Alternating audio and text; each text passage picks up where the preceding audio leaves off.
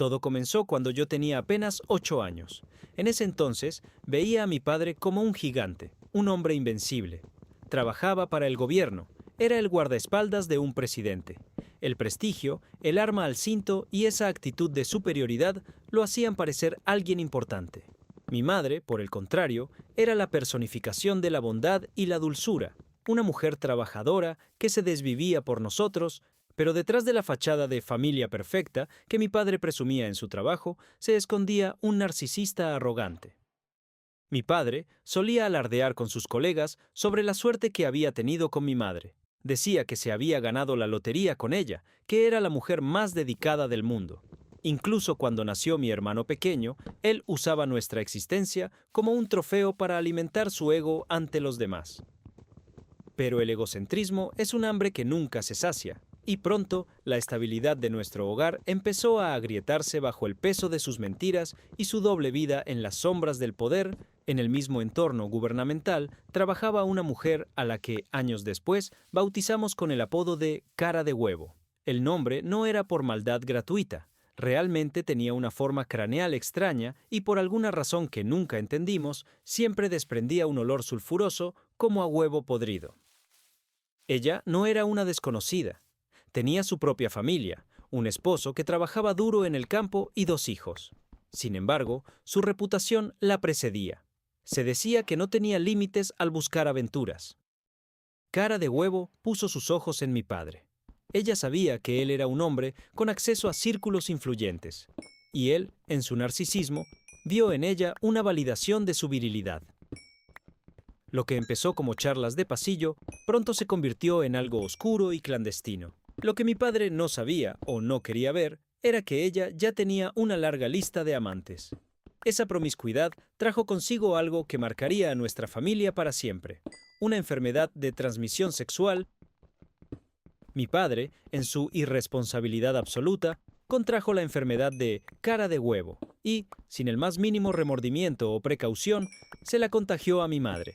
Fue una traición física y biológica. Por fortuna, mi hermano pequeño ya había nacido, por lo que no hubo transmisión durante el parto, pero el daño estaba hecho. En el otro lado de la historia, cara de huevo también contagió a su propio esposo, un hombre humilde que pasaba sus días trabajando entre animales en una granja. Lo más cínico de la situación fue la explicación que ella le dio a su marido. Cuando el hombre empezó a mostrar síntomas, ella tuvo la audacia de culpar a los animales de la granja. Le dijo que seguramente se había infectado por estar en contacto con el ganado. Es una idea estúpida, lo sé. Las enfermedades venéreas no funcionan así, pero ella contaba con la falta de información de su esposo para cubrir su rastro de infidelidad. La mentira era tan grande como su falta de escrúpulos. Mi madre siempre fue cercana al jefe de mi padre, un hombre que, además de su cargo político, era doctor. Él apreciaba mucho a mi mamá y, debido a su profesión, empezó a atar cabos. El esposo de cara de huevo había acudido a él buscando ayuda médica por la supuesta infección de la granja. El doctor, al ver los resultados, supo de inmediato que no había animales involucrados, sino una cadena de infidelidades que involucraba a su propio subordinado, mi padre. El doctor citó a mi madre en su consultorio. Yo recuerdo ese día. Me dejaron con una tía mientras ellos hablaban. El médico fue directo pero compasivo. Le explicó que, aunque por ética política no debería dar nombres, la situación era alarmante. Mi madre, que no era tonta y ya sospechaba por las ausencias de mi padre, recibió la noticia con una calma aterradora. El rompecabezas estaba completo. La enfermedad de su esposo, la de ella y la del granjero apuntaban a una sola persona. Mientras mi madre procesaba la traición, cara de huevo decidió dar un golpe bajo. En un arranque de malicia pura, le envió a mi madre una foto de ella misma desnuda con un mensaje que decía: «Mira lo que se come tu esposo». Vi esa foto años después, guardada en una memoria USB. Si les soy sincero, no tenía nada de atractiva. Pero el daño no era estético, sino emocional. Querían humillar a mi madre, querían que se sintiera menos. Pero lo que no sabían era que mi madre ya estaba planeando su propia jugada. Mi madre no se desmoronó. En lugar de eso, buscó el número del esposo de la amante, el hombre de la granja. Lo citó en un café, lejos de las miradas curiosas. Cuando se sentaron frente a frente, ella no anduvo con rodeos. Mi esposo y tu esposa se están acostando y nos han contagiado a ambos, le dijo con una voz firme. El hombre no gritó, no golpeó la mesa. Solo soltó un suspiro largo y pesado. Bajó la mirada y confesó.